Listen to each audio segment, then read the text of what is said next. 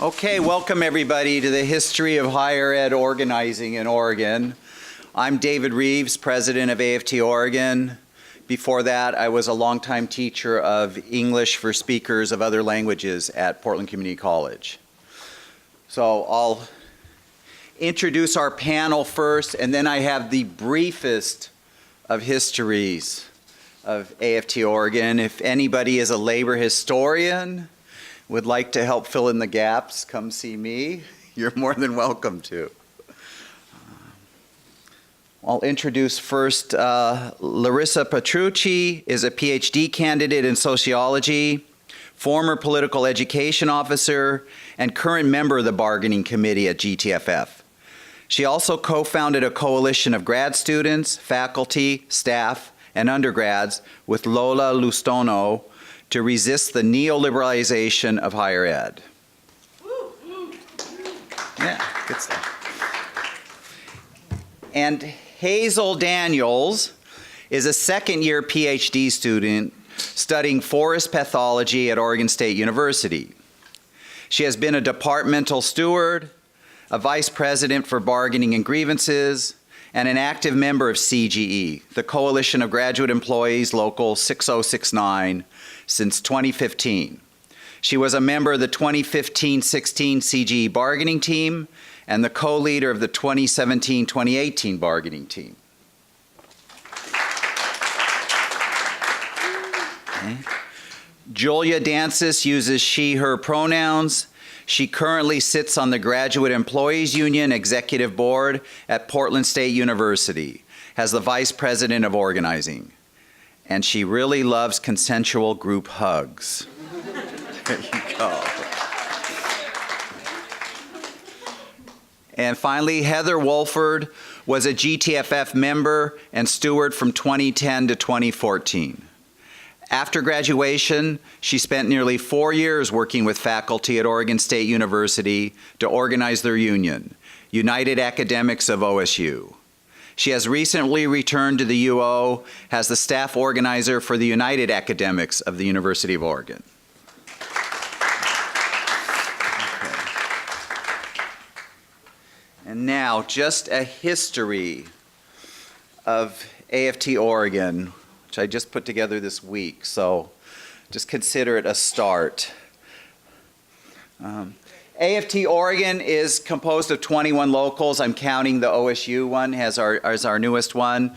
We do have 4 classified that support staff in the K through 12 schools. We have 1 nonprofit child care center in the Northwest. That's part of a child care organizing effort we did in the 90s or 2000s, but that's an industry that's very hard to it's an industry with a really high turnover. It's very hard to keep organized. But this one nonprofit we have in Northwest is probably one of the better or best child care centers in Portland. And they do have a long-term staff there. You could probably say it's because they're unionized too, so that kind of contributes to it too. But the rest of AFT-Oregon is higher ed. We have 3 graduate employee locals. We have 5 university faculty locals. We have 6 locals at community colleges with faculty or classified staff. And we also represent 2 nonprofit colleges. So that's where we are today. And job classifications in higher ed that we represent are classified and support staff, tenure track and non-tenure track faculty, adjunct faculty, academic professionals or academic officers, and research faculty, and graduate employees. What happened to that? Oh well. That goes without saying, I hope, if you're here. Okay, so my research started at looking at the charter that hangs on our wall at AFT-Oregon.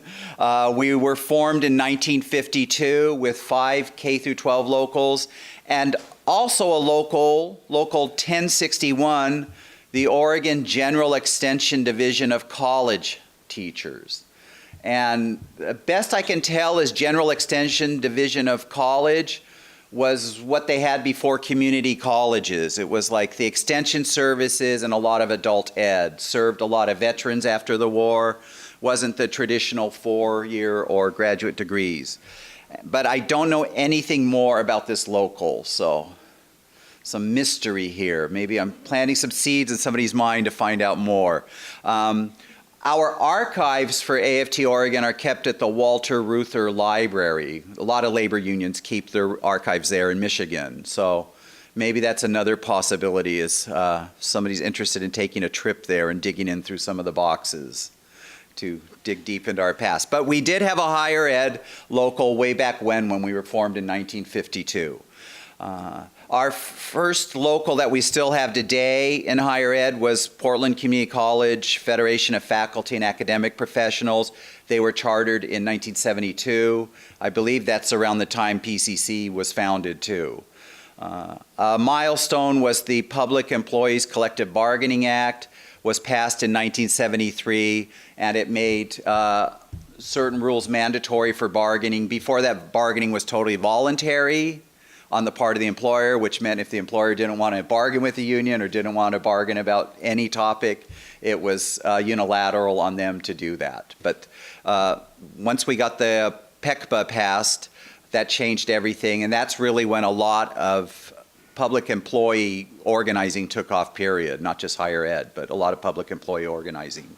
It happened in a lot of states in the 60s and 70s, these laws were passed.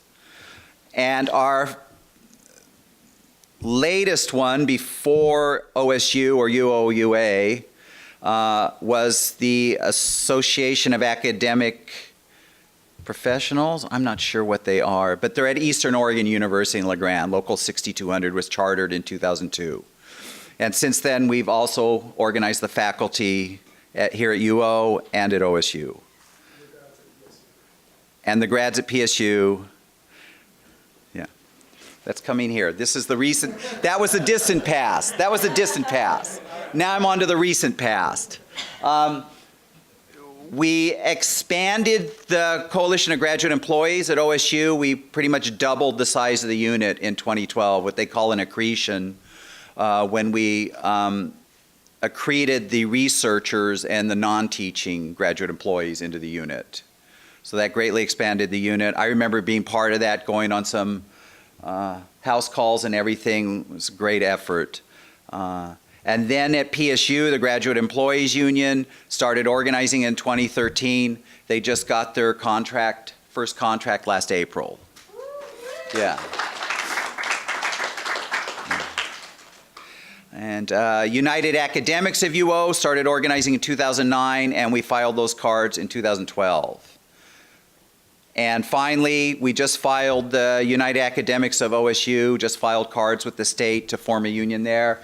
Filed those on the same day the Janus decision came down. I don't know if that was totally coincidental, but I think it was highly symbolic, so happy we did that. And like I said, that's the briefest of histories, just kind of setting a background here. Obviously, there's a lot in there that we could probably do some research on, but I think our panelists are ready to go and talk a little bit about their backgrounds in organizing in their respective locals. And I said we would start with our oldest local here, 40th anniversary, GTFF. So Larissa, please go ahead.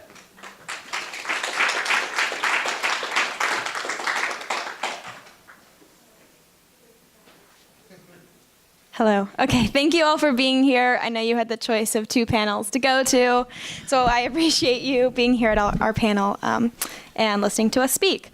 So I'm going to talk with y'all a little bit about my experience trying to implement what Jane McAlevey can call whole person organizing or total person organizing, as Bob Bussell kind of mentioned. And yeah, a bit of what we tried to do here at University of Oregon with that in mind. And hopefully we can talk about how to continue to implement those things. So first I'll start off saying I grew up in a Teamster home. My dad's a UPS driver, so I've always been pretty pro-union. So there was no issues there. When I came to the University of Oregon in 2014, an administrator in my department told me the first week that I got here, oh, by the way, you're in a union and you might go on strike, but maybe not, don't worry about it. And I was like, okay, cool. So I called my dad, like, I think I might go on strike. This is wild. Like, I'm in a union. And sure enough, we went on strike, as everyone knows. And so if you've been at some of the other panels today, you've heard about people's experiences with the strike. And so I want to talk about one thing that really got me thinking about new potential ways of organizing on campuses. So one big thing about the strike, and any time that a union tries to bargain where there are other types of groups present, is that of course the employer will try to divide different types of groups on campus. So anytime that any union here tries to bargain for higher wages, the students are immediately told through email usually, we have bargaining going on in labor, those greedy laborers are asking for more wages, so we're going to have to increase your tuition. Maybe we're not going to be able to give you all the services that you have because there's so many other groups on campus who want a bigger piece of the pie. And it really tends, of course, to divide a lot of the groups on campus. And I think without considering how powerful that division can be, we'll be in a really tough spot. So I think it's really important that we consider how those kind of narratives can really drive wedges between groups on campus. So like I said, this was my first term here. It was my first term ever teaching. So I told my students immediately, I might be going on strike and it will probably be during week 10 and might be into finals week, and I don't know that I'll be able to grade your papers. And that really sucked. I came here and I was really excited to teach for the first time. Like all of us, we really care about higher education. So it felt really bad to tell my students, I don't know that I'm going to be available to you. And yeah, that was a really bad feeling. And so for all the other reasons that people didn't want to go on strike, like that was a pretty big reason that I think sometimes gets forgotten, that it feels bad to abandon people. It feels bad to have them feel like you're abandoning them. Of course we're not. We all know, working conditions are their learning conditions, so of course it's because we care about education. But that feels really bad. And so, of course, there were a lot of messages going out to the undergrads, and I would hear these kind of whispers from undergrads that the grad students were greedy and they were not thinking of what the undergrads really wanted. So that was kind of the first time I started thinking about how important it would be to reach out to other groups. And another event that kind of happened that seemed very different from the strike, but ultimately helped to inform Lola and I developing this coalition was when we signed our last contract, our last cycle. So when we went to go sign the contract, the administration, President Schill, invited us into the president's suite, his house, I believe. And we had hors d'oeuvres and we had drinks. And as we were talking there, he kind of, I don't know how this came up, but he kind of let it slip that there was going to be a change in how departments were being assessed. And that basically they were going to be assessed on these new metrics that, as he explained them to us, sounded really like a No Child Left Behind type of program, where it would be no department left behind, meaning that if departments were already struggling to have any funding to let people graduate on time or get enough support from faculty, that those were going to be the departments that did not receive funding in the future. And so, it was going to put pressure on those departments to do better if they actually wanted to see any improvements. And so, of course, that was a very scary thing to hear. And to us, really kind of exemplified this neoliberalization of the university and a new model where the goal was not necessarily to cultivate better thinking in each department, but was to just reward departments who were already making the university money. So this was a really big problem. So this, along with, of course, the Friedrichs case seeming like, of course, the Janus case was going to come along, it became very obvious that we needed a new model of organizing that was not just going to be about improving our employee conditions, but trying to recognize our role as students as well, which can be very difficult because, as we know, we're only supposed to refer to ourselves as employees when we're in bargaining, so we're not allowed to bargain over any of the student issues that we have.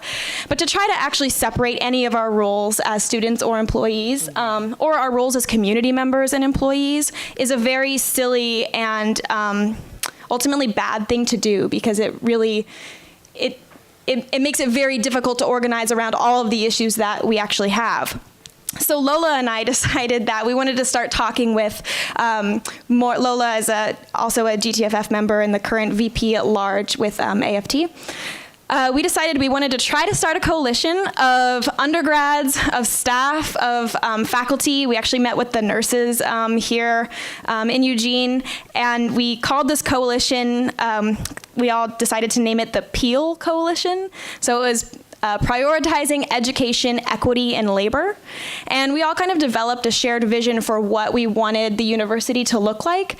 And especially as the University of Oregon is a fairly big university in the state, and that we realized there were a lot of actors that are impacted by some of the politics here at the University of Oregon. So what we did was we kind of started meeting with individual people. We met with Dave Cecil. We met with a lot of other folks on campus to try to start developing what our shared vision could be. And ultimately what we wanted was to create an open and participatory budget starting at the University of Oregon, and ideally eventually in the state of Oregon. So where we really started was working with the undergrads. There was whispers of the tuition increase, and ultimately, as we know, there was the 10% tuition increase that undergrads had to face. And so we really wanted to organize around that. So the GTFF, in partnership with SLAP, ASUO, which is the undergraduate governmental body here, ROAR, which is kind of a more radical undergraduate group here on campus, and then, like I said, SEIU, United Academics, we all started to organize together. We had meetings, so many meetings, where we talked about, our potential shared interests. We ended up holding a rally, a speak out against the tuition rally, and we got some reporters here. I have a picture with Mallory where we have, debt duct taped across our face that made it in some local newspapers. So anyway, I think why I'm sharing this is because it became really important to me to build trust with the undergraduates, and with other unions, of course, but especially the undergraduates, because I think sometimes it's easy for us to recognize all of the power that we have as employees, but we forget how much power the undergraduates have, and also particularly how much power the what I like to call athletic workers have, and the difficulties that they have on campus, and how difficult it can be for them to succeed in their academic career, because they're really only allowed to work for the university without being paid through athletics. So we were trying to work with them and collect stories. And actually a lot of undergraduate athletes were really willing to talk about their experiences here, not being able to get funding and their difficult time moving through college. So while we tried many of these efforts, it of course was very difficult to maintain this kind of coalition. So I think it's important for all of us to start thinking through together, like what we need to do to kind of institutionalize those types of actions, so that it's not just, the few of us that are obviously here always doing the work of organizing, because, like we all said, we move on eventually. So part of what, I'd like to think through with you today in this room is how do we institutionalize these types of potential coalitions and ways of organizing with one another, so that we maintain relationships on campuses and definitely throughout the state.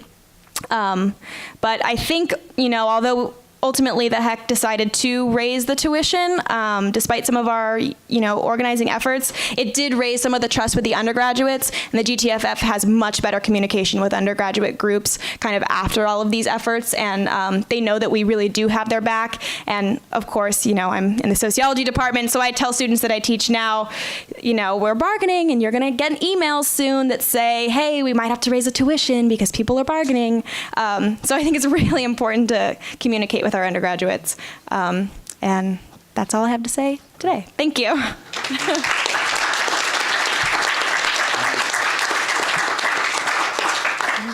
Hazel. Okay. Hello, everyone. My name is Hazel.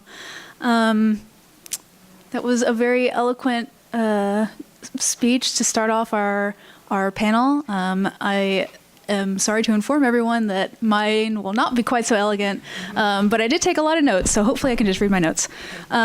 So the focus of this panel, as I understood it, was sort of current and future challenges in organizing in higher ed.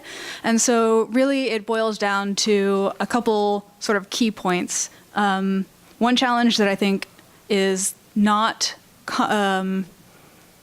only in higher ed organizing, but in other kinds of organizing as well, is burnout. So I'm going to talk about the worst one first, I think. And so, hold on. And then sort of, so burnout. Burnout sucks, right? I'm like sort of recovering from it myself at this point. So if I'm a little dour, I apologize for that. One of the things that I think higher ed organizing, grad organizing can really do to help folks with burnout is maintaining the relationships. So I don't really know the terminology in terms of organizing, so I'm just going to speak about I'm just going to use simple words. Building relationships with people, like knocking on doors, face-to-face conversations. I know that there's some sort of jargony thing for all of that, like some sort of model of organizing.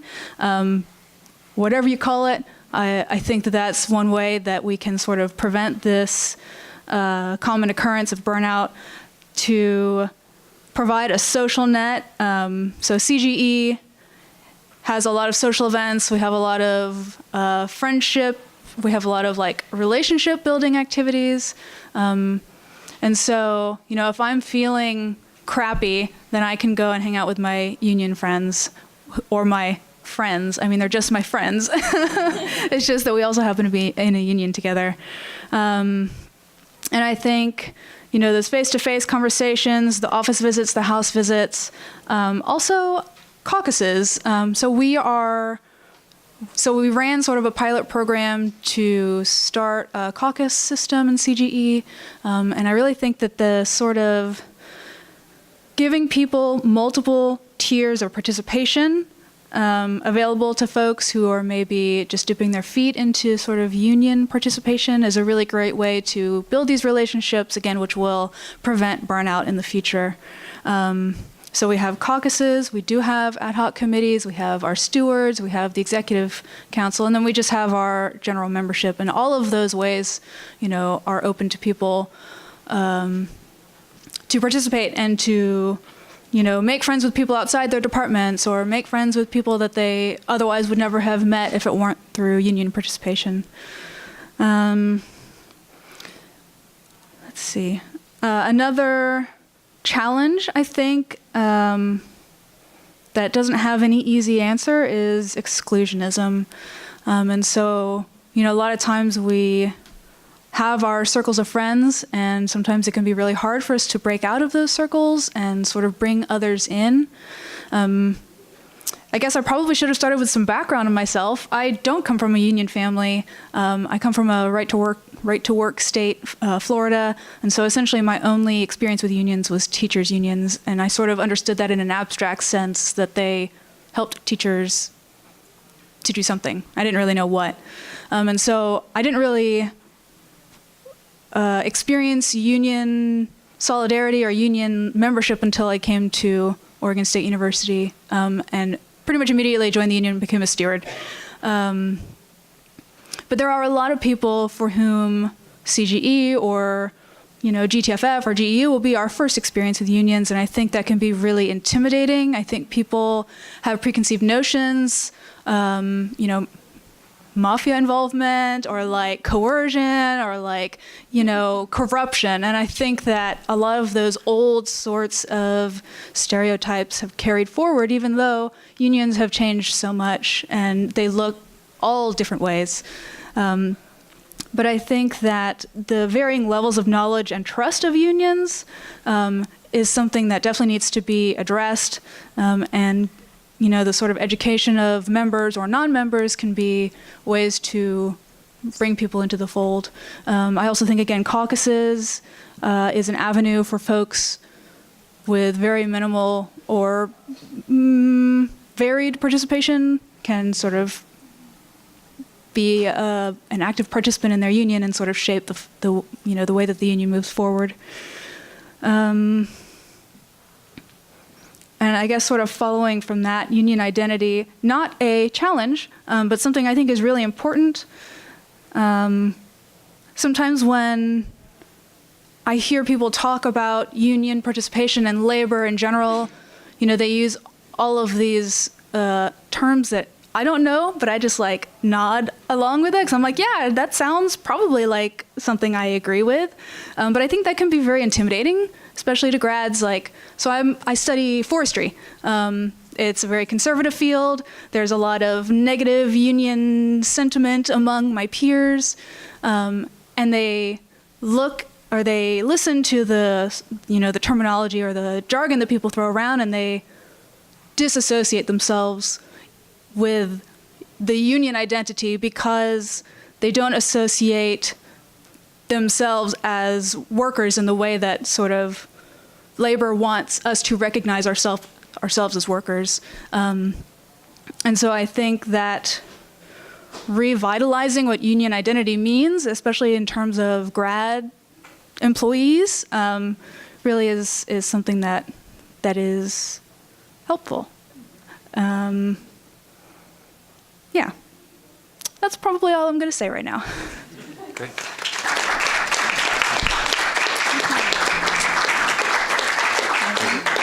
I'm Julia. I'm the one that likes group hugs. So one interesting thing about GEU is that we were authorized to be a union only a couple years ago. And so that is really exciting because that means that when folks are coming into this union, then they are helping literally shape this thing that's being formed in this amoebic way in the moment. And so that's been one of the most exciting things about the union, and it's also been one of the most challenging things about the union as well, because here we are, it's our 5th hour of the same meeting, and we're trying to figure out, okay, how are we going to have a meeting agenda, right? So it's like, what are the structures that we're coming up, and we're like trying to figure out how do we communicate on email or Slack or in person, and what are the protocols that we're creating, right? So this is super fun because it is a way to engage folks and say, hey, we're making this thing, and you can be a part of making this thing. And even though there might be a reputation in other unions of being this way or that way, it can't be that way because we're brand new. So let's all come together and figure out what we want this to be. And so that's been really exciting. And then, as I'll say about the challenges of that, is that we're building it from the ground up, and then what happens when you're trying to create these systems and these protocols and these structures is that people sometimes disagree a little bit. I don't know if that's happened to you, but like having a bunch of like critical thinker grad students in the room and everybody has an idea about the order of operations. And so that's been really interesting on an intellectual level. And then also can be really challenging on an organizational level and trying to get shit done. Are we allowed to say shit here? Yeah, okay, we're doing, okay, twice. And so another thing that happens also that we have found that we need to be really careful with is those internal politics that go, I think, along with any kind of organization, but especially an organization that is getting started and getting off the ground and figuring out, okay, we are creating this culture right now, and how do we want this culture to be, and how do we want to interact? And because of all of the things that Hazel was saying about burnout, obviously we're all grad students. We know what it's like to feel busy. If you're feeling burnt out and if you're doing a work in after workout, both for your union and for maybe your side hustle and for the university that you're working for, it's really easy to get frustrated, and it's really easy to take for granted the relationships that you have internal. And we always talk about building relationships with members or potential members and what goes on outside of the room in your executive board. But I want to talk a little bit about well, what is this microcosm that is the executive board, or I don't know, what do you call it? You call it the executive board, council, exactly. So that is a microcosm of the culture that you're creating that will ripple out. And so that's one of the things that we've been working on and has been challenging and also interesting, because again, if it's so new that we are just figuring out how do we do this? How do we navigate these relationships as a leadership? And what does it mean to be a leadership? And what does it mean to be Julia, who's giving her opinion in this board, versus Julia as the vice president of organizing, who's giving her opinion in this board as a female-bodied human? So working on what is your identity and what do you come with in that identity, and how do you create a leadership board that is equitable, that listens to each other, and that has fun together. And I think that last one is easy to forget sometimes. And actually, I was told by a mentor, this is a movement, not a social club. And I was like, God damn it, I know that. I definitely, so we know that. But then just to push back on that, it needs to be a social club. It needs to be a community. It needs to be a group of people that want to spend time together. Because who the hell is going to come to my house on Sunday and spend 3 hours making phone calls to try to get people to come to our GMM on Wednesday? Nobody, if they don't like me. Wade said he's going to be there, so that's good. That'll be awesome. Loomis is coming. You're all invited. So I think that, just to reiterate, the internal relationships of the executive board really matter, because people see the way you treat each other, and people can easily see, okay, if they're enjoying each other's company, if they are treating each other with dignity and with respect, and that is a group and that is an organization that I want to be involved with. People pick up on those low-key things that are happening internal as well, and they say, oh, that's not something that I feel comfortable doing. And I think that we have our challenges, and we also, I mean, the 6 of us are down here spending time together. That means that we must love each other at least a little bit, right, Ted? I love you too. So that's one thing. Another thing that I want to point out is the Steward Council. So do you call it the Steward Council at CG and GTFF? Yeah. Council. Yeah. Executive Council but it's of stewards. Mm-hmm. Okay, cool. So as the vice president of organizing, one of my main goals is to try to build up this council of stewards. And has that been like pretty, I don't know, since y'all are a little bit more established, has that been something that's been easier? You have like your base. Is that something that you're struggling with? Like, ups and downs, side to side, something? It's constant recruitment because of the turnover as a grad local, and we also have a lot of departments where we struggle to find people to represent those departments, and so we're constantly trying to evolve and improve our system. Okay. Thank you for that, Hazel. Okay, so I have found this to be an excruciatingly difficult challenge, and I think one of the difficulties is that, especially as a new union, as soon as we find, I call them super stewards, it's like, they're interested in getting involved, they've talked to their department, and then they're like, and what's next? And I'm ready to take a leadership position, and it's like, as soon as we find one of those super stewards, they just get absorbed into the leadership, and now it's like they're too busy having fights with management and sending emails back and forth and working on the list and working on a grievance, et cetera, to really be getting the word out to their people. And so now you have this person who could have been like a really successful steward in that position, and it's an empty position. So one of the things that I'm working on right now is that balance between having a strong steward council, but then also seeing those number ones in your assessment list and being like, okay, you'd be good to fill this position in this committee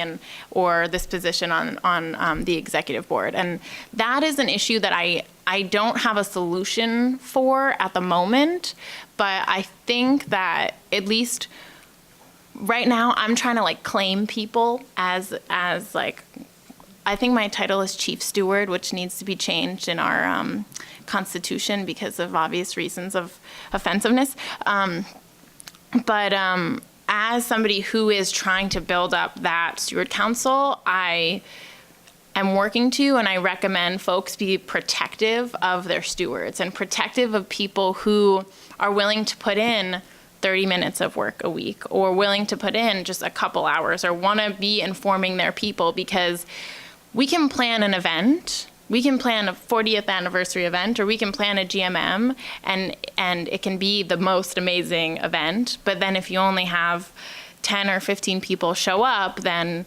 you have a lot of leftovers, and that's amazing. But it can be difficult to galvanize folks to show up for things without having that strong steward base. And so as the day goes on, I'd love to talk to folks about, let us remember how important the stewards are to the work that we're doing.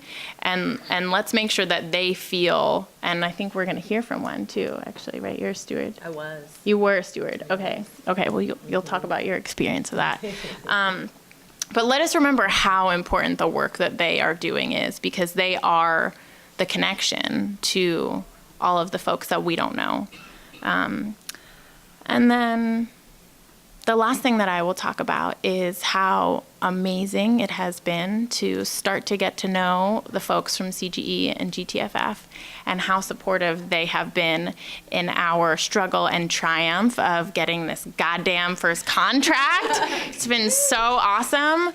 Some folks from in this room and out of this room were with us until 3:30 a.m. when we were trying to get our our contract finished up with management, and it meant so much that y'all were there, and thank you. And not just on a personal, emotional, supportive level, but also it is important that we are connecting so that we're not reinventing the wheel, so that we are not burning out as much as we need to. I mean, like, this is going to be a lot of work and it's going to be hell, but also it doesn't need to be as difficult as it would be if we're not working together. So I just wanted to say thank you, and I'm excited to continue collaborating.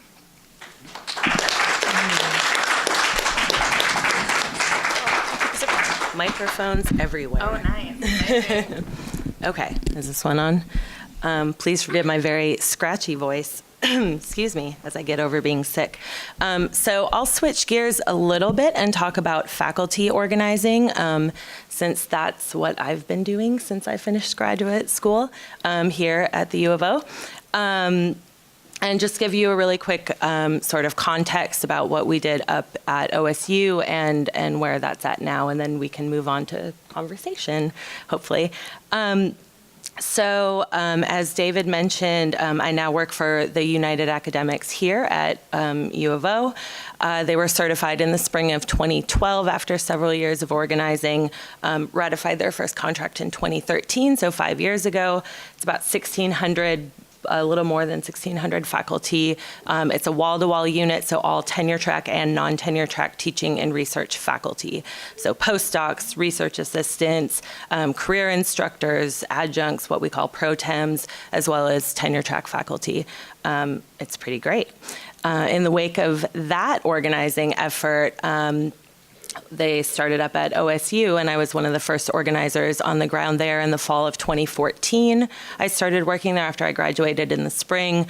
My friend and colleague Dan Anderson came on to work with us a little bit after that. I forget exactly when, shortly after that.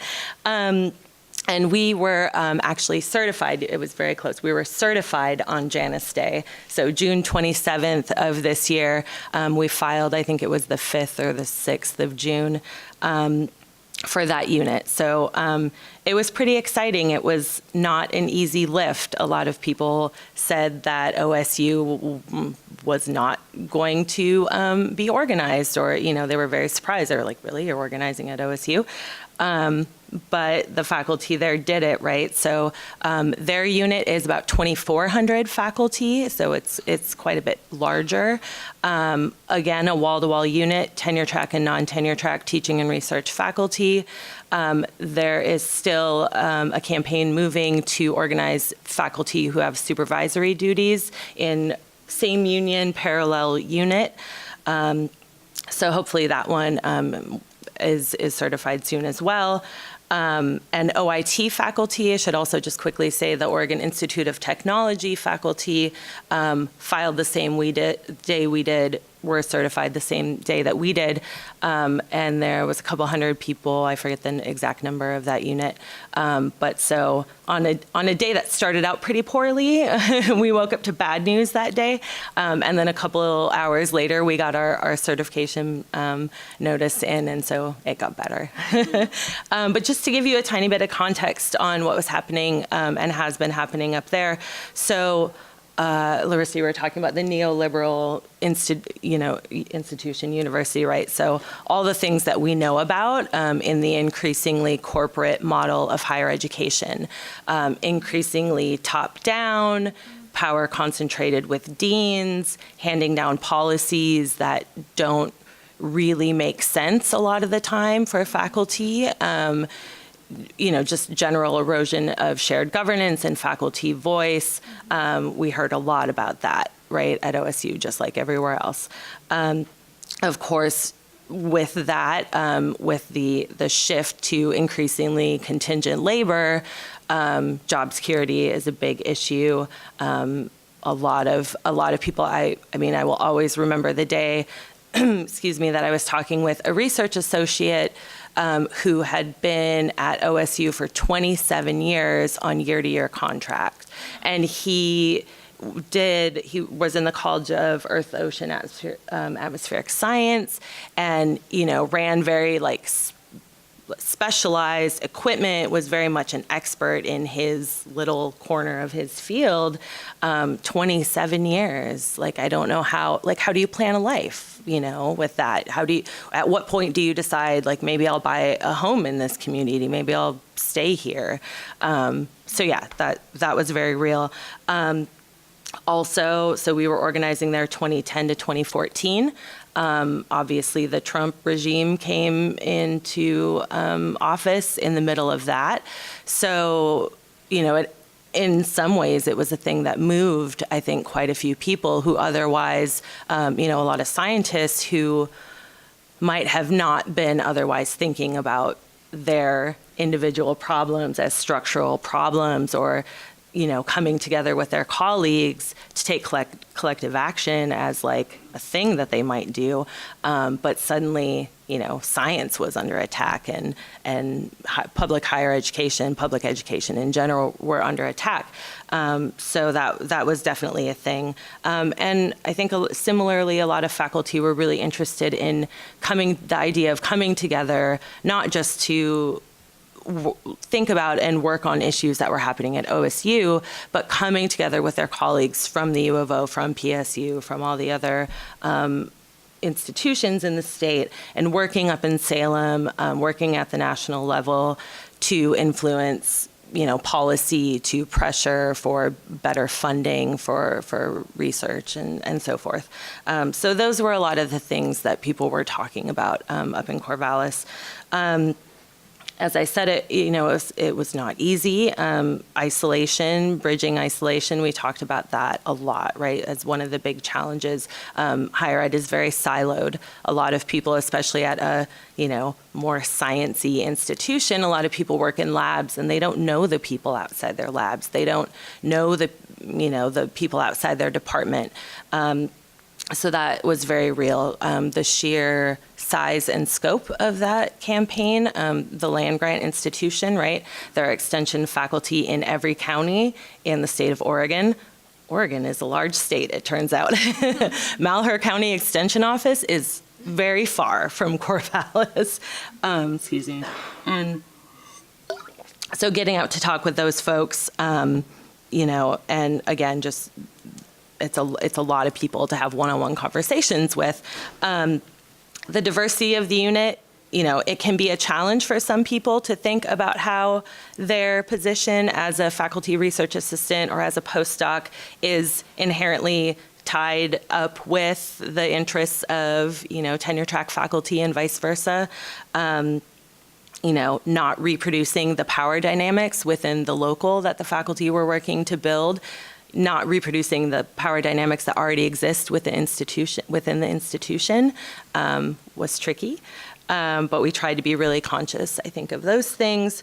And also, as I said, and as you all probably know, OSU, it doesn't look like U of O in a lot of ways. So there they have the College of Liberal Arts. It's all the humanities. It's all the social sciences. It's 15% of the faculty. So we knew very early on that a campaign led by our dear sociologists and political scientists was not going to work there, right? Like that was not going to work for the faculty in the College of Agriculture, in the College of Forestry. So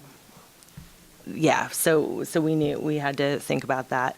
But I think in thinking, in flipping those challenges and thinking about the successes that the faculty had there in organizing, I mean, it ended up being kind of all of those things also, right?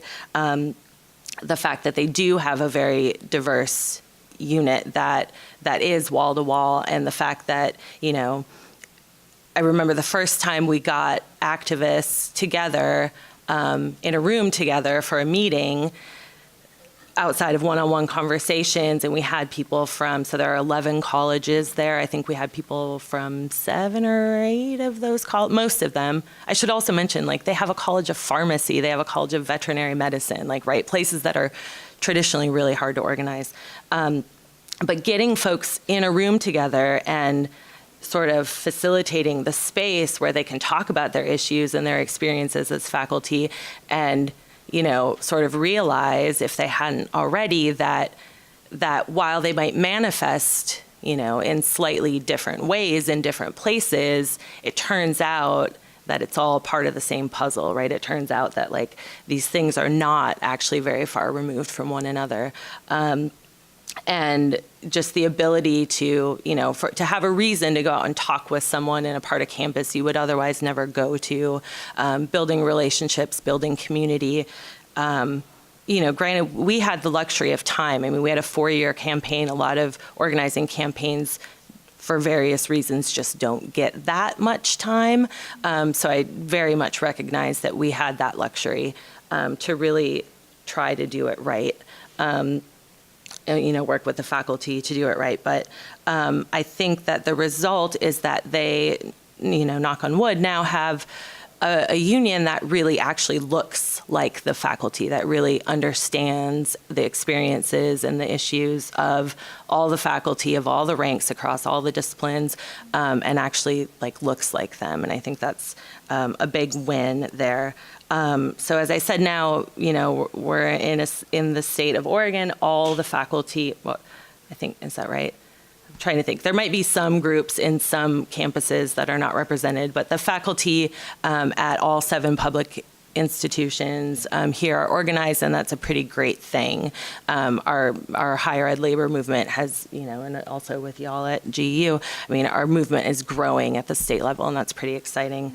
And they're working to bargain their first contract now. My other colleague, Dave Cecil, is their lead negotiator. Dan Anderson's also working on that contract. So, yay, go team. I think that's all I have for now, and let's have some conversation. Cool. Okay, I'll open it up for questions now. Maybe you have questions for some of the panelists, and some of the panelists pose some questions to you. So I'll bring the mic around so we can get it on the tape here. Hi, so I have a question about, I think this applies kind of everywhere except for the GTFF. So I just transferred to be contingent faculty myself, yay, non-tenure track, and a lot of us jump semester to semester or term to term to different universities, and because my healthcare is not provided by my union specifically, I actually have no idea where the union office is on PSU's campus. I've never been contacted by an organizer at PSU. I know, but I also got hired like 2 weeks before the term started, which is not unusual for adjunct faculty. And had I not known you guys personally and know exactly where the UA's office was, I wouldn't necessarily sign up to be a part of UA coming here to Oregon. So I'm wondering if you guys can speak about how you reach out to those, contingent faculty that come at weird times during the year. And this happens, for grad unions as well, that people get hired on and off contract. And so how you reach out and get membership for those kinds of people. No, it's not? Okay, that's what let's go with this one. Perfect. It's like, God forbid the university be able to provide a list of who is hired during any given time frame. It's somehow impossible. I don't know. Yeah, I mean, I can say for myself, like, I have spent a lot of time in the last few weeks trying to piece together various sources of information to figure out who is new. We get lists once a month, but they're not always accurate. I mean, as now I've been at UA for, I think, 6 weeks, so not a whole ton of experience there, but we did there is a new faculty orientation, and we were able to connect with a lot of people there, which is great, but not a lot of the contingent folks, right? That's more the tenure track folks that tend to go to those. So we did last week an organizing drive and just pounded the pavement and tried to find and asked in all the offices and tried to figure out where people were at. And it takes a tremendous amount of time and energy, right? And not all locals have the luxury to do that. I mean, putting in the time and trying to find the people.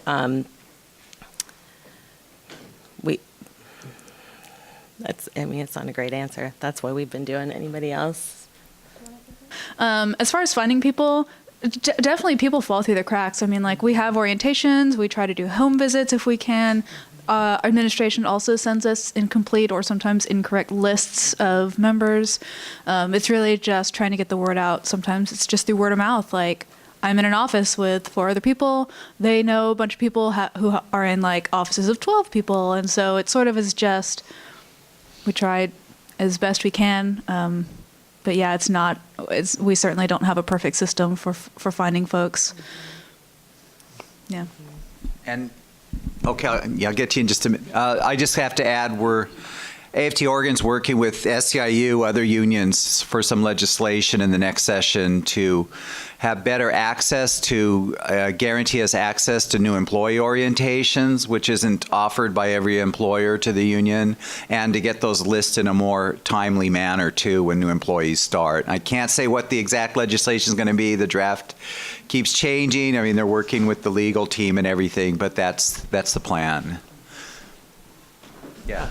Kurt Wilcox, recently retired from the U of O, classified employee, SEIU. But Shauna's question raises an interesting issue to me. That is, as the more we have contingent faculty who are moving from school to school to school, and maybe less with graduate employees, but certainly with faculty, is there some way to maintain benefits, maintain seniority as you move from campus to campus? Two things come to my mind. We, as classified employees, have a bargaining unit that is not the U of O classified employees. It's all Oregon higher ed. So all 7 institutions of classified employees bargain together. We have one contract, one bargaining unit.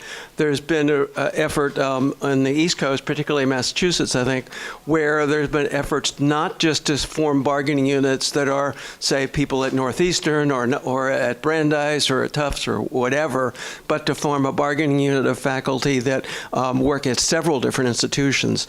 And so I don't know what this turns out to be for Oregon, but I think looking at some sort of model where people could, as long as we're in this situation of adjunct faculty moving around, to have the opportunity to take some sort of benefits or seniority or whatever from school to school.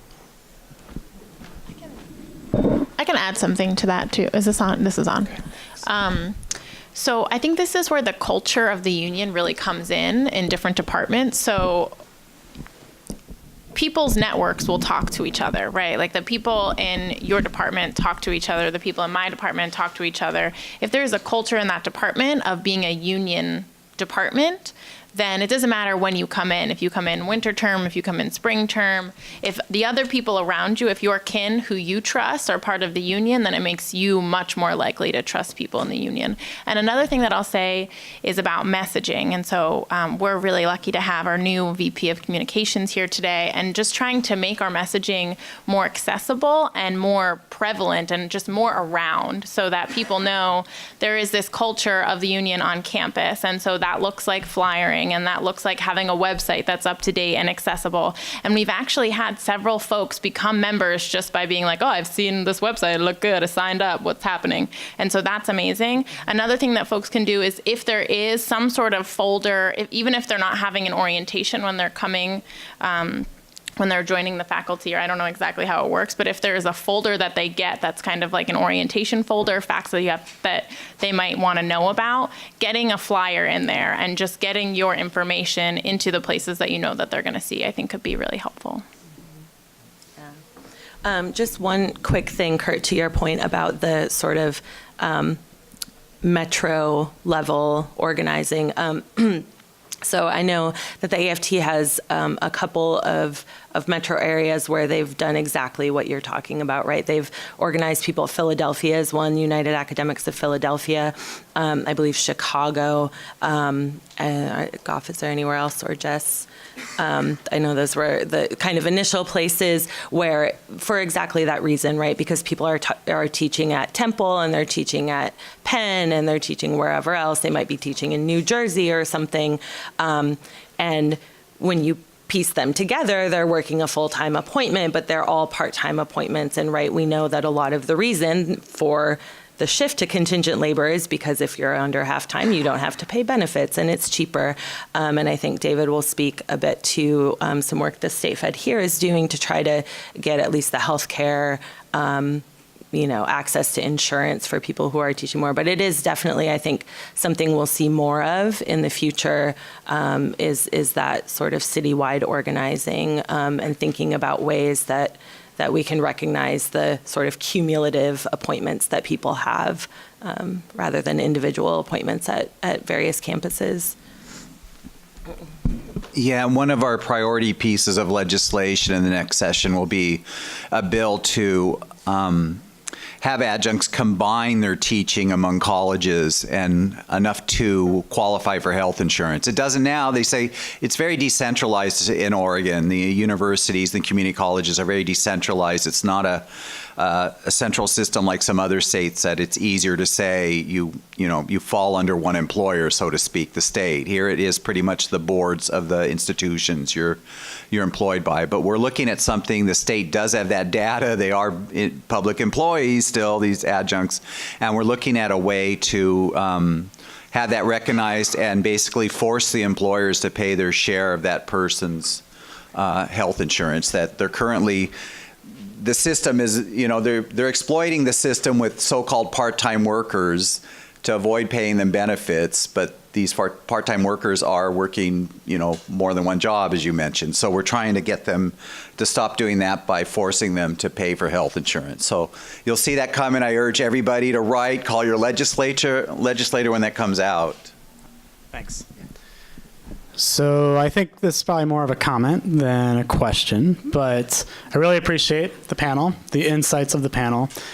And in terms of some of the lessons you brought forward about the need to build culture, prevent burnout, organize on a model that addresses the whole person, and scale up in terms of policies and changes that need to happen outside of just the workplace. I think all these things really highlight the need to do some political analysis and education on working class struggles, what they mean, what work under capitalism is like. And by doing that kind of education, we will start learning that workplace struggles, like your struggles as a working class person, do not end at the work site. They extend beyond the work site. And since workplace struggles are not the sum totality of working class struggles, unions should not stop at the work site as well. And all of these things, I think, highlight when we're organizing, to get to that point of whole worker organizing, for me, one of the goals is the creation of flexible entry points that new workers can access and become a part and participant of their unions without needing to go to the scale of being a steward or an executive council officer right off the bat, because that's definitely a recipe for burnout.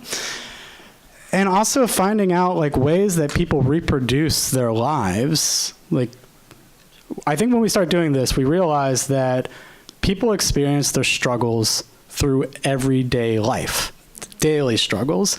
And those daily struggles are often at the home, beyond the work site, through the search for childcare, through the search for healthcare, things like that.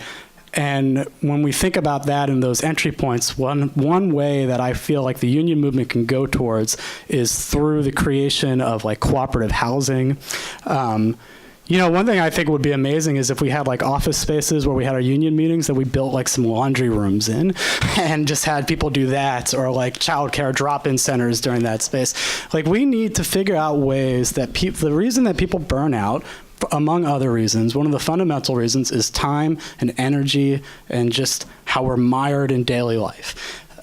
So we can help what's that? An appreciation. An appreciation, absolutely. And like not having their participation be recognized as labor and participation on that level. So if we can start figuring out ways that we actually create these entry points for people to access, and those entry points can also help people reproduce their daily lives, get their daily shit done, while also participating in social change, then we would really have a recipe, I think, for some success. So that's why I'm so keen on like cooperative housing, because unions have historically done these kinds of efforts that Bob Bussell pointed out, of like fostering collective housing. Those were sites of reproducing union culture. And actually, CGE, I think, informally has been doing some of that, because there have been some union, like de facto union houses that exist in our town. The people that show up through town suddenly get like contact with the union through their roommates, and the roommates turn them into activists. And actually, I'm going to highlight Sean as one of these people. So these are the kinds of things that I think are going to actually help us really like start building that culture in the robust and necessary ways that we feel like we need to. So, yeah.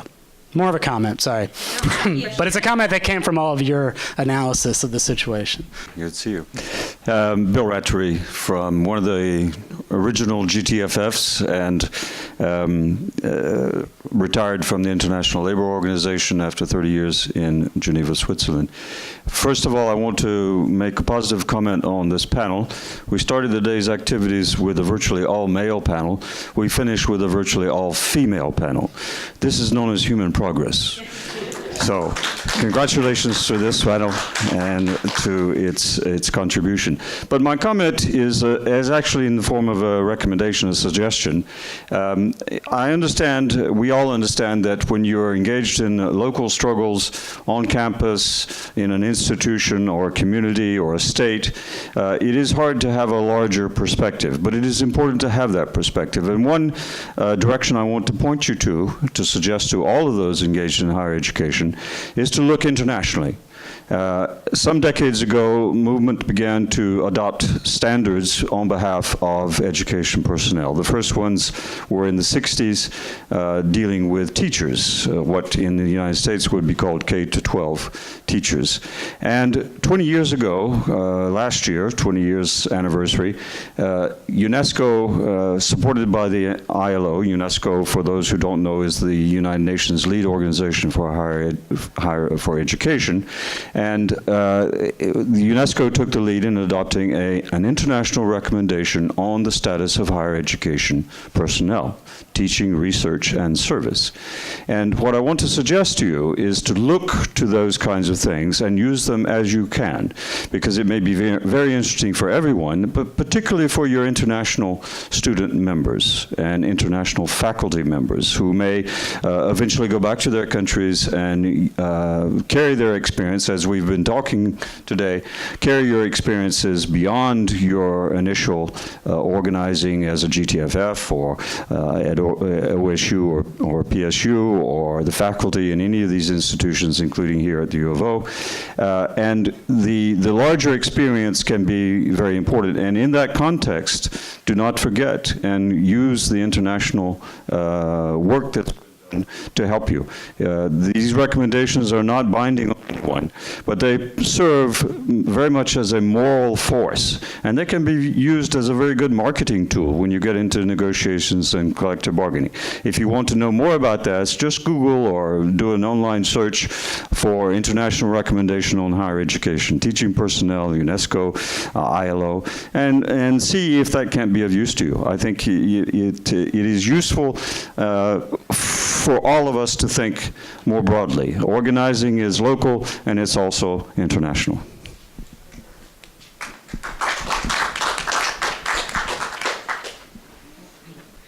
I'm Sean from CGE. So the Oregon State faculty just unionized, and that's really exciting. Living with one of the organizers, I've learned a lot about that process, probably more than I should have. But now that there's going to be a faculty union in conjunction with a graduate union, both at Oregon State, I'm wondering in what ways their shared existence might benefit each other. And I was wondering if University of Oregon has, the unions at University of Oregon has had any, can provide any insight on that. Okay, hello. So, sorry, the end of the question was to share insight on how the grad employees can work with faculty in some ways? Yeah, I'm sure they benefit from each other. Yeah, I think like any other group, they benefit from each other's existence if they are organized in ways where they're making sure that they're both moving towards the same types of goals. So, for example, when we were trying to get something like paid parental leave, of course the university is going to say, well, if other groups on campus don't have that, if adjuncts on campus don't even have that, of course we're not going to give it to the graduate employees, which makes sense. We should all get those things. So we don't want only us to have it either. But I think that if the faculty are not, or other way around, if the grads and the faculty are not closely organized, then they can be very vulnerable to those types of divisions. And so I don't know. I think that, I don't know that I necessarily can think of I don't know that I can think of real examples of where exactly we've been successful, besides, of course, Dave Cecil is really good with talking with us, and Mike Marchman, our staff organizers, having conversations and making sure that people are kind of focused on the same thing. I think that it can be important to talk to our faculty members about their participation in the union, because a lot of the grads are very involved in sociology in the union, but I never hear faculty in sociology talking about their union, even though there's a lot of them. I know. Yeah, it's really strange, even though a lot of them are doing labor sociology. And so, I always feel intimidated to, directly ask my advisor, so are you going to your GMM? I know you all are having something like that soon. Are you going, to that? So, yeah, I don't know if anyone else has advice for how, they've created those positive relationships, but I think that's something that we still need to work on this campus, I would say. Yeah. I would say the most visible time when we've worked closely together was during the GTFF strike. The administration had no plan, as Shauna said, they didn't think the GTFF was going on strike, even though I think that there were some people trying to tell them that might happen. And so their plan was for faculty to complete the grading and to submit that. And what they found was that not all of the faculty were interested in doing that. As Larissa indicated, some of the faculty were. It was a tough moment to say to undergraduates who've spent an entire term working their asses off that we don't know what's going to happen. But I think there were enough faculty who were willing to say, I'm not doing that. And there were enough department heads who consider themselves faculty, even if they're temporary administrators, who were willing to say, I'm not even going to help you ask my faculty if they're willing to do that, that the administration found that they had a real problem on their hands. And I'm 98.976% sure that if the United Academics was to go out on strike, I'm sure the administration would be like, well, the grads could complete the grading, and I'm fairly certain they would not do that. So I think that has terrified our administration enough that the GTFF just had their first session yesterday, and I've already had there are 2 plans circulating on campus for what to do in an emergency, where the GTFF strike is listed as a possible emergency. And I have had conversations with a major college about we should work better together should those crazy grads go out on strike. So they're very concerned about it, and they're also very aware that without the faculty, nothing's happening good for them anyway. Hello? Okay. I can speak to the dire consequences of what happens when the graduate employee union is not connected to the faculty employee unions or faculty at large. And we're experiencing that right now at GEU, where the administration is dictating the narrative that is being spoken about the contract. And so then we're seeing that narrative trickling down to faculty, trickling down to graduate employees who come to us and say, because of the GEU contract, we no longer have a position at this university, or we no longer can afford, our department can't afford to hire us in the same ways, or hire the same number, or give us as many appointments. So we know in this room that no, it's because the administration is not funding our contract, not because GEU is evil and wants everybody to not have funding to get paid for the university. So we are in a situation where, because we do not have these direct lines of communication open as much as we want to have them, then we're seeing issues between both graduate employees and the union, where they're third-partying the union and saying, you're doing this other thing to us. And then also in some cases between graduate employees and their supervisors. Now, we do have some instances of solidarity where we're trying to figure out, okay, how can we collectively go to the university and say, fund the goddamn contract? But that, I think it takes a lot of, as we were talking about earlier on the panel, it takes a lot of organization and it takes a lot of conversations. But those channels of communication need to be open, because otherwise the administration is just going to pull some bullshit like, oh, you as faculty should not talk to any of your graduate employees about anything that is related to their employment. So that's something that's been spread.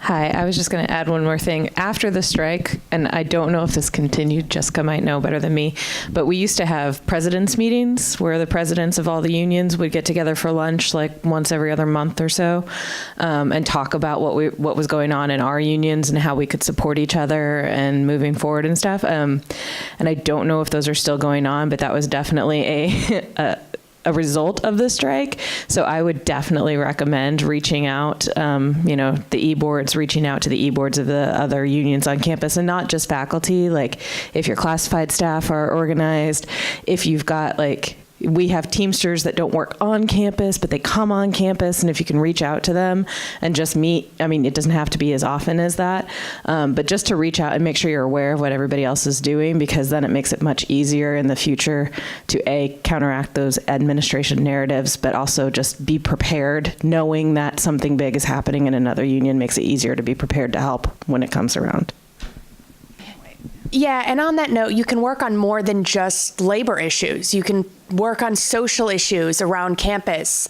Larissa and I worked on that a lot last year. I was president and Larissa was VP for political education, and we worked a lot on bringing together the people from SBIU, people from GTFF, and UAUO here on campus over different issues that affected all of us, and not just issues that were, completely worker related, but also social issues. And so sometimes that helps a lot to be able, we even had the student organizations on campus, the Student Senate, ASUO involved as well in some of the things that we were doing.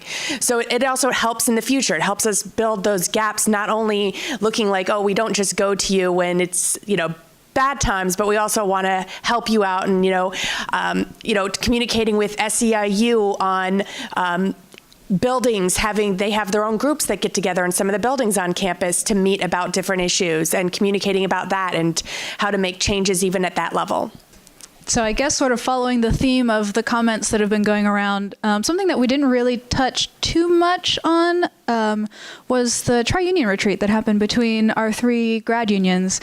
And this is sort of an example of when unions come together, great things happen, right?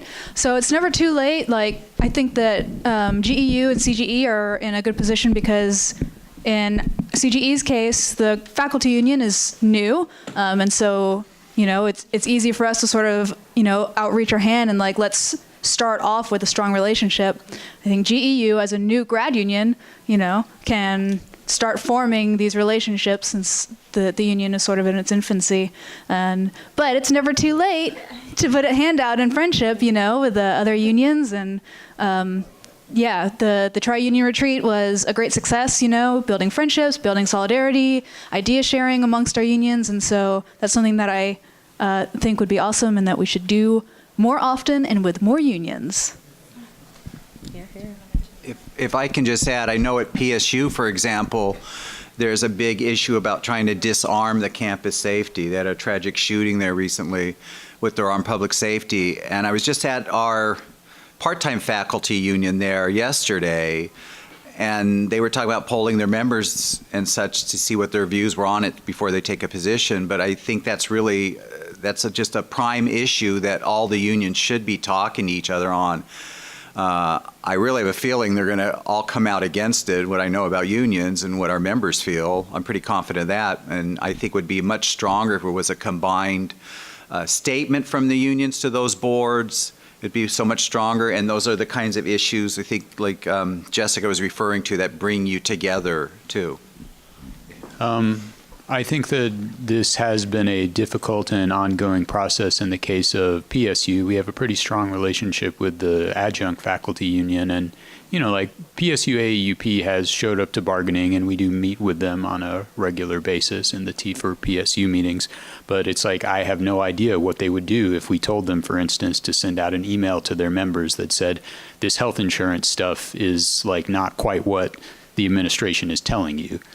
Like, I think that's a valid point. Like, there are issues where things align and there are issues where things don't align.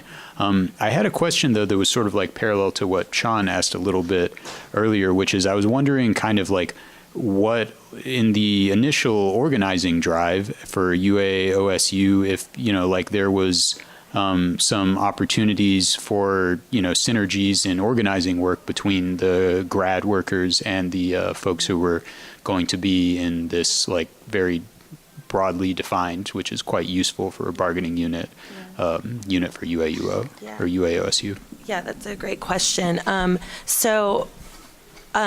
We certainly all were, having conversations about what was going on. Everyone kind of knew what was up. I would say, we didn't do a ton of organizing together. There are some reasons for that. One, a lot of the work of an organizing campaign happens before it's a public campaign. So there's a lot of, individual one-on-one conversations that are happening for years before any big thing sort of happens. To be very, honest about it, it was sometimes tricky to navigate, and Dan, if you want to say anything about this too, let me know. But it was sometimes tricky to navigate the whole sort of grad union faculty relationship because the boss does use this divide and conquer strategy that we all know, right? So just like you all were talking, I assume, about your healthcare issue, there were lots of things about the CGE contract that the employer would use, that they had their spin on it, and you can't do this because CGE contract, you can't do this because, so I would be lying to say that there weren't some faculty who were absolutely ready and excited to organize, but were not super stoked about, various things about the CGE contract. So there was a lot of education there that we had to do and that we tried to do to help shift that narrative about hey, you realize that, this thing that they're trying to blame on CGE, that's not how it was. They're sort of using this as an excuse to do this other thing. So that's just, it's a long way of saying that we certainly had relationships. We had, Hazel, I think you were at a meeting a while back, our organizing, that was probably a year plus ago, that the organizing committee and some of the executive council members of CGE got together and had a meeting and just kind of talked. When you maybe want to say something about this, but just talking about how they could collaborate and work together. So very much relationship building always, and not a lot of formal organizing together, I guess, is kind of how it ended up happening there. But I don't know if anyone else wants to say. Yes. I'll just do that. Okay.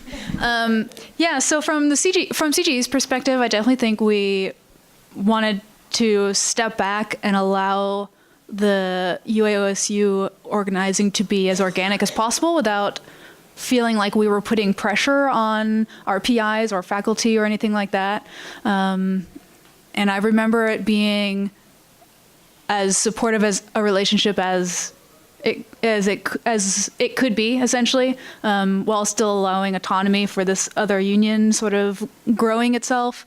But yeah, so I remember that conversation, and I think, if I'm recalling correctly, a lot of it was like talking about interpretations of the contract, or like why was this, or like rationale behind some of our bargaining decisions and stuff like that, and sort of clearing the air, I think, and hopefully building a strong relationship. Yay. Okay. One final question or comment from the back, and then we're going to have to wrap up. Thank you. So how does the union approach the decision whether to help in some outside cause or campaign beside just your members and your compensation versus your management? So almost all the time you don't, but in Seattle unions were crucial in getting the $15 an hour for the whole city. So how do you approach that decision? Well, we have our Vice President of Politics here. I don't know if you'd like to say a few words about this.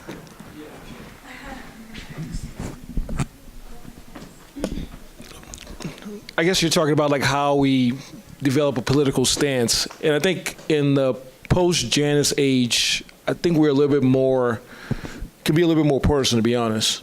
And what I try to do is like look at an issue and first thing ask how does it affect our union? Is it respectful? Is it something that I won't be ashamed of to be involved in? So it has to be positive political engagement. It has to be something that'll benefit the majority, all of our union. And it's something that, I can actually stand behind. One case was the Disarm PSU campaign. And one thing I like about our union is like the what is actually a very short conversation.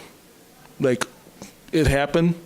The previous history of the faculty, overwhelmingly, probably like 3-1 or 2-3-1, oppose arming our security staff. And they said because of you're introducing guns and on a campus. And the other thing they mentioned is like probably the first person is going to be killed is probably African American, just from the history of police shootings throughout the country. And that was 2014, and we come to 2018. The first person, there was a bar fight. The guy was a peacemaker, family man, union member, and he gets shot 9 times by our security staff. And administration is passing it, well, it happened, but we're better off. And we're like, no, we're not. And we had when the disarm campaigns came from the student side, we had a conversation about like, yeah, and it was 5 minutes, and like, yes, we support it. So I think that we have a bigger conversation sometimes like what to do, because sometimes there are the issues where should we support this protest? And we have internal discussions like, well, I don't know about this group, but I support the cause, but like, I'm not sure about this group. That's a longer conversation, like how. But like the what, I think actually is a very short conversation because I think we're all kind of in sync of like what our values are, what we believe in. And so that's kind of how we go about it. And I try to just be, encourage positive, like I said, positive political engagement. So whether it be voting, whether it be Disarm PSU, would it be in terms of reproductive rights, wages? And so that's how we kind of go about it. So I hope that kind of answers your question. That was Loomis, by the way. But I'm Loomis Hilaire, PhD student, Portland State University. VP of Politics. Any final quick comments from the panel? We're a little over time here, but anybody want to say any final things? I would just say this is the beginning of these questions and answers and relationships. The GEU contingent is going to be at the ball tonight. Is that what we're calling it? Whatever we call it. So come chat with us, and we're excited to be here in solidarity and keep brainstorming and have creative ideas about moving forward. Okay, well, let's have another round of applause for our panelists. Thank you, everybody.